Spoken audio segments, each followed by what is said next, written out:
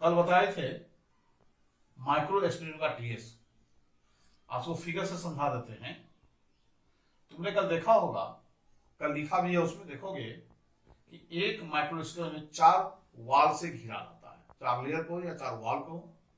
नाम है epidermis, endothecium, middle layer, टेपेट।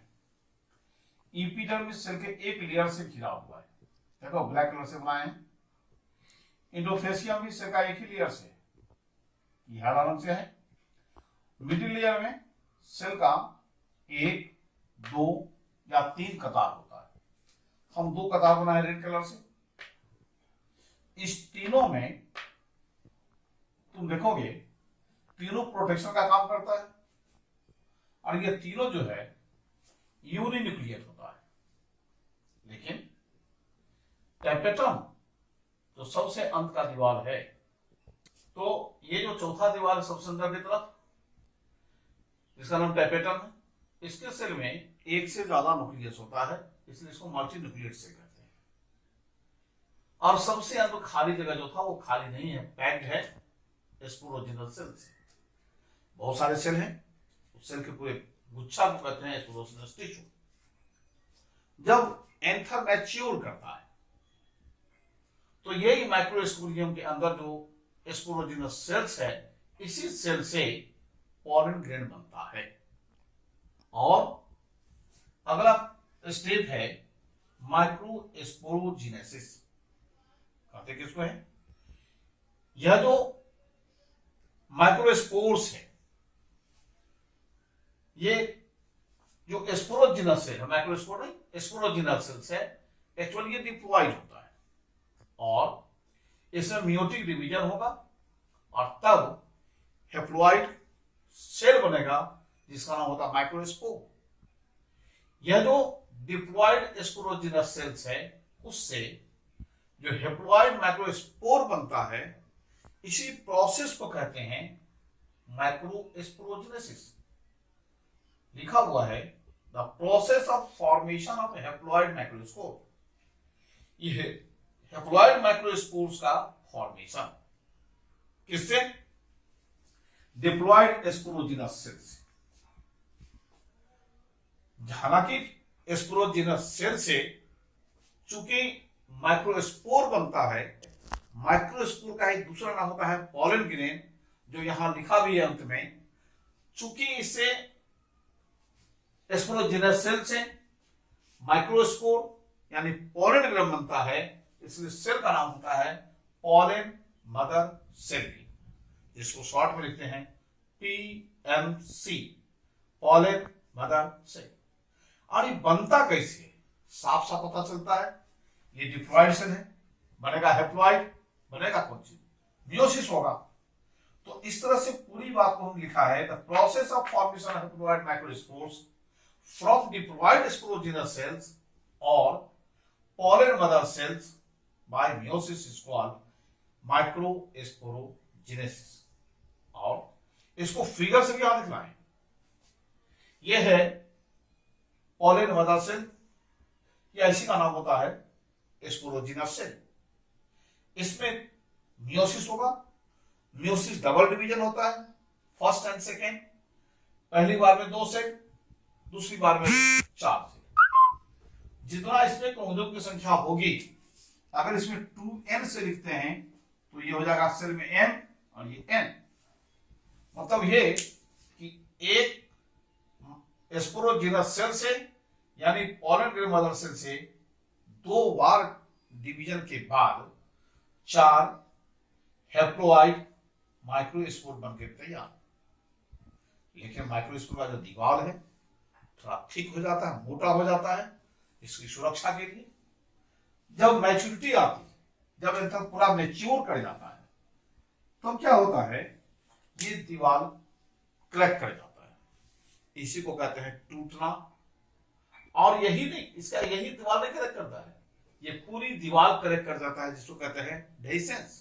और तब इसका पॉलन ग्रेन ये इसके बाहर निकल जाता है, एंथर से बाहर निकल जाता है, और एक माइक्रोस्पोर मदर सेल से 4 माइक्रोस्पोर, इसका दूसरा नाम है पॉलन ग्रेन, बन के तैयार। तुम देख रहे हो कि स्पोरोजिनस सेल्स की संख्या बहुत ज्यादा है, इसलिए बहुत ज्यादा पॉलन ग्रेन तैयार होता है एक एंथर से।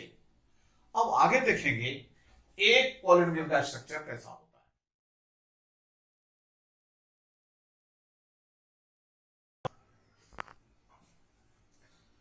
तो देखते हैं एक पॉलन ग्रेन बनने के बाद यंग स्टेज में कैसा दिखलाई देता है। देखते हैं सेल तो अंदर है, उसके बाहर दो कवर है, दो वाल है। इसका शेप देखने में ओवल है, लिखे भी हैं कि each pollen grain is usually spherical in shape. इसका शेप स्फेरिकल होता है। इट इज सराउंडेड बाय, ये घिरा रहता है बाय टू लेयर्ड वाल, दो लेयर का वाल है। आउटर का नाम है एग्जाइम, यहां लिखे हैं आउटर एग्जाइम, एंड इनर का नाम है इंटाइन। एग्जाइम इज थिक, जो सबसे बाहरी दीवार है वो थिक होता है, हार्ड होता है, और किसी किसी केस में स्पाइनी, कटीला होता है। ये एग्जाइम का केमिस्ट्री अगर देखते हैं तो ये बना होता कौन सी का, स्पोरोपोलेरीन। ये बहुत इंपॉर्टेंट पॉइंट है याद करने के लिए, कंपटीशन के लिए भी, ऑब्जेक्टिव के लिए भी, कि एग्जाइम कौन सी का बना होता है। ये स्पोरोपोलेरीन का है, जो कि बहुत ही रेसिस्टेंट ऑर्गेनिक मटेरियल होता है। रेसिस्टेंट इस सेंस में कि अगर पोलन ग्रेन बाहर निकलता है घर से बाहर नेचर में, तो कभी बरसात का, कभी धूप का असर पड़ता है। बहुत हद तक उस धूप को, टेम्परेचर को, पानी को बहुत हद तक बचाने का काम करता है, इसलिए सना पड़ा है रेसिस्टेंट मटेरियल। ये जो इंटाइन है, जो अंदर की ओर जो लाल रंग से दिख रहा है, ये पतला लेयर है, और ये बना होता है सेलुलोज और एक्टिन का। इंटाइन में एक और होता है, यहां पर तुम देख रहे होगे एक एपर्चर है, छोटा सा छिद्र है, और इस छिद्र का नाम होता है जर्म पोर। छिद्र का मतलब वहां खाली है, मतलब वहां स्पोरोपोलेन नहीं होगा। ये जो मैच्योर पॉलन ग्रेन को यदि देखते हैं तो उससे दो अनइक्वल सेट होता है। ये तो यंग स्टेज में है, अब आते हैं मैच्योर कंडीशन में। ये और ये दोनों मैच्योर कंडीशन में होता क्या है कि ये जो माइक्रोस्पोर सेल है, इसमें अनइक्वल माइटोसिस होता है। एक बड़ा सेल, एक छोटा सेल। बड़ा सेल का नाम होता है वेजिटेटिव सेल, छोटा सेल का नाम होता है जेनरेटिव सेल।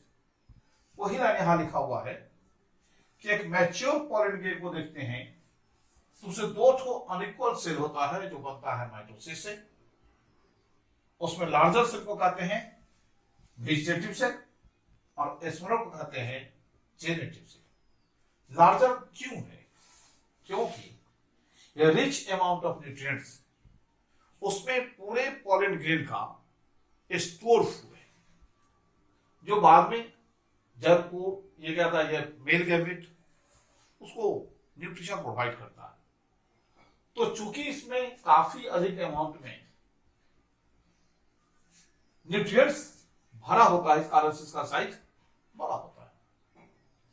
एक और चीज यहां ध्यान देने की चीज है कि जितने एंजियोस्पर्मिक प्लांट्स हैं, अधिकांश में लगभग 60% एंजियोस्पर्मिक प्लांट में क्या होता है, यह जो पॉलन ग्रेन्स है जो एंथर से बाहर निकलता है मैच्योरिटी के बाद, लगभग इसी स्टेज निकलता है, दो सेल स्टेज में।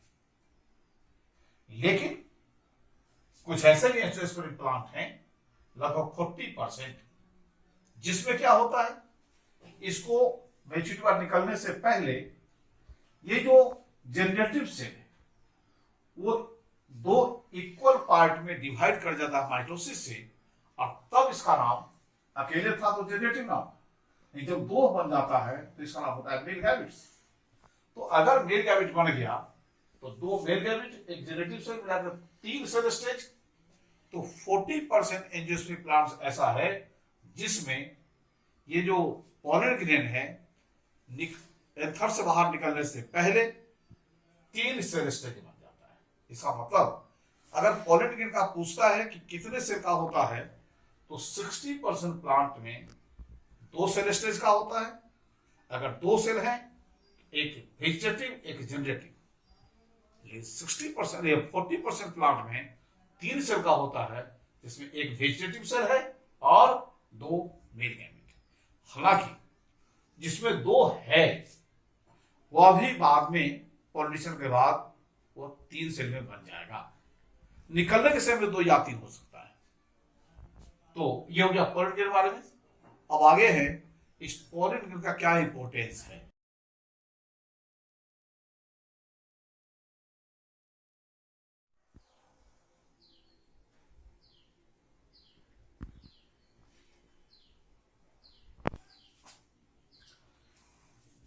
देखो ठीक, इसके पहले बता चुके हैं पॉलन का स्ट्रक्चर, इसका इंपॉर्टेंस, पॉलन का क्या महत्व है। एक महत्व यह तुमने देखा है कि जस्ट इसके पीछे बताए हैं कि पॉलन ग्रेन में एक बड़ा सा सेल होता है, इसका नाम है वेजिटेटिव सेल। काफी रिच अमाउंट रहता है न्यूट्रिएंट्स का। चूंकि इसमें न्यूट्रिएंट्स का रिच अमाउंट है, इसलिए इसको फूड सप्लीमेंट में यूज करते हैं।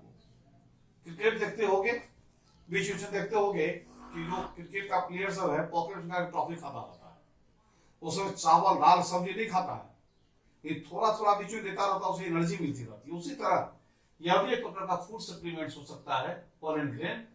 पॉलन ग्रेन सीधे नहीं लेता है, या तो टैबलेट रूप में बनाया जाता है या सिरप में बनाया जाता है।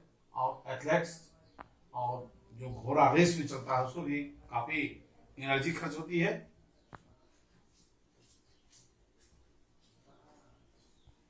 उस समय में ऐसे से घोड़ा को भी कुछ सप्लीमेंट खिला दी जाती है ताकि बॉडी एनर्जेटिक रहे और बड़ा फास्ट रूप से चल सके। एक और चीज है कि हम पॉलन को स्टोर कर सकते हैं।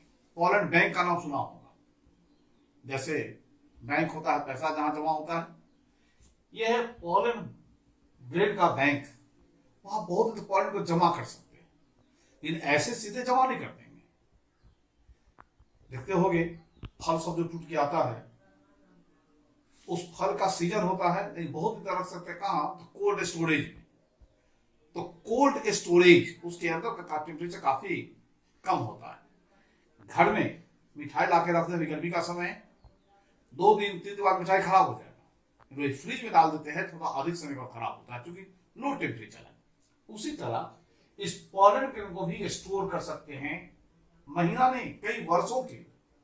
किसमें स्टोर करेंगे, कोई फ्रिज में नहीं, बल्कि नाइट्रोजन लिक्विड होता है उसमें -196 डिग्री सेंटीग्रेड के टेम्परेचर पर नाइट्रोजन लिक्विड में स्टोर कर दें तो ये एक आध महीना नहीं, एक आध साल नहीं, कई वर्षों तक खराब नहीं होगा। तीसरा इंपॉर्टेंस है कि कुछ ऐसे मनुष्य हैं जिस पर पॉलन ग्रेन एनर्जी का काम करता है। तो देखो मनुष्य में कुछ ऐसे मनुष्य होते हैं, थोड़ी धूल लग जाए तो छींकते छींकते परेशान। कुछ ने देखा होगा बैंगन का सब्जी खाता है, बॉडी सब में चकत्ता निकल जाता है, वो एलर्जी होता है उससे। कुछ लोग हैं जिसमें पॉलन ग्रेन से भी एलर्जी होता है, जिसके कारण क्या होता है, उसका जो रेस्पिरेटरी सिस्टम है उसमें इफेक्ट करता है, जिस कारण से अस्थमा, ब्रोंकाइटिस, ये सब प्रॉब्लम डेवलप हो जाता है। अब आप पॉलन ग्रेन अगर हम इस नाइट्रोजन लिक्विड में रखें, नेचर में कितना दिन जिंदा रह सकता है, तो उसका टाइम अलग अलग है, कुछ मिनट से लेकर के कुछ दिन तक रह सकता है। ये डिपेंड करता है कि नेचर का टेम्परेचर, ह्यूमिडिटी कितना अधिक है। ये सब तो होता मेल पार्ट, एंथर के बारे में, एंड्रोसिन के बारे में। अब आते हैं गायनेशियम, फीमेल पार्ट बता चुके हैं। गायनेशियम के एक जो मेंबर होते हैं, एक यूनिट होता है, उसका नाम होता है पिस्टल या कार्पेट। अब फीमेल पार्ट पिस्टल या कार्पेट के बारे में जानना चाहते हैं, उसमें बता रहे हैं। नंबर ऑफ पिस्टल या कार्पेल कितना होता है ये फिक्स नहीं है। किसी फ्लावर में 1 हो सकता है, किसी में 2 हो सकता है, किसी में से ज्यादा हो सकता है। यदि एक ही कार्पेल है तो ऐसे फ्लावर को मोनोकार्पेलरी दो है बाइकार्बोरेट और दो से ज्यादा है तो मल्टी कार्बोरेट फ्लावर कहते हैं।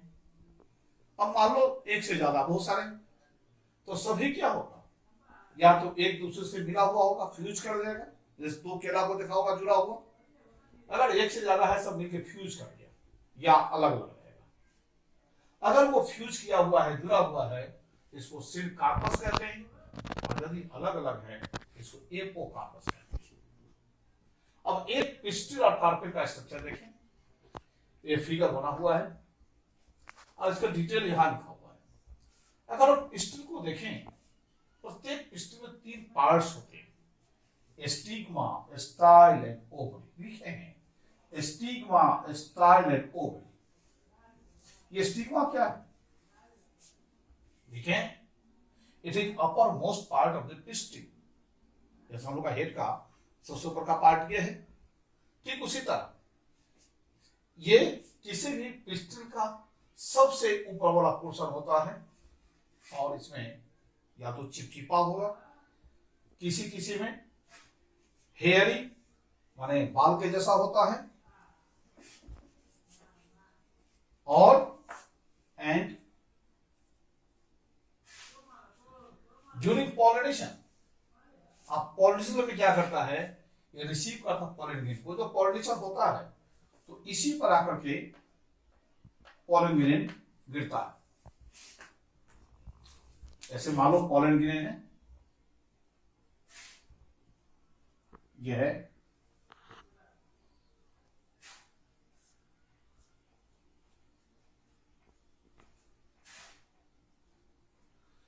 तो जब पॉलिनेशन होगा, पोलन में आएगा इसी पर, इसी का काम है पोलन को रखना। दूसरा पार्ट है स्टाइल, कहां है, स्टिग्मा के ठीक नीचे। इट इज थिन, ये पतला होता है, तो फिगर्स के मोटा बनाए हैं।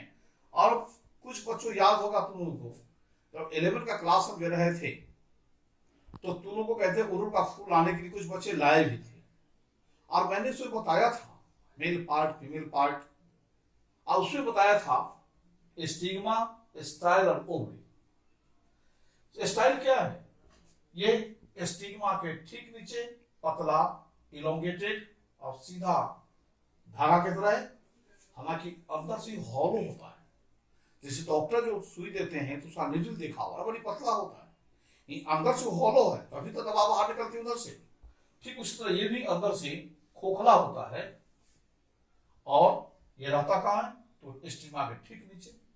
काम इसका क्या है, जैसे हाथ से इस कलम को ऐसे उठा के रखिए, ऐसे स्टिग्मा क्या, स्टाइल क्या करता है, स्टिग्मा को उठा के रखे रहता। क्यों, खड़ा रहो तुम, कि जब पॉलन आएगा तो तुम उसको अपने पास रख लेना। तो ये क्या करता है, स्टिग्मा खड़ा करके रखता है ताकि पॉलन को रिसीव कर सके। तीसरा पार्ट है ओवरी, यहां it is basal swollen part of pistil. Pistil का बेस नीचे का पोर्शन है, फूला हुआ पोर्शन है, जिसके अंदर रहता है ओव्यूल। ठीक है, यह इस ओव्यूल का दूसरा नाम है मेगास्पोरेंजियम।